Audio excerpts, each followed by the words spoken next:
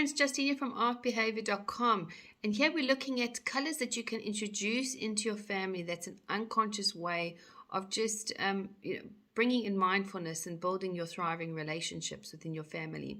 So the topic for today is what colors will help my child be less argumentative? That's quite an interesting question. So first of all, any active colors like your reds and your oranges and your yellows, I would say, are not to really have around or surrounding you when you're trying to break through communication and speak through to your children. The other thing, though, to be aware of is if your children are feeling argumentative, then they're not feeling heard. So it's also asking the question, are you really listening when you think you are, that possibly you're not?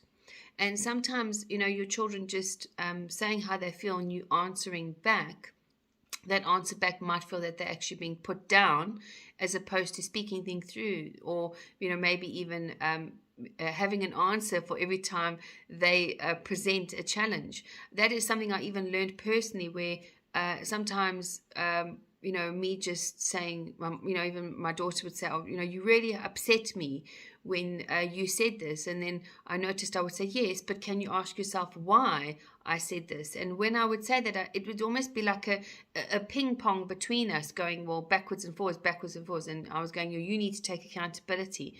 So when children are saying, you really hurt me, I stopped once and I actually just said to my daughter, I'm sorry I hurt you. I'm sorry. And with that, we had almost diminished about 80% of the argument, even though I felt like going, well, do you actually know? Because when you threw that was really not okay.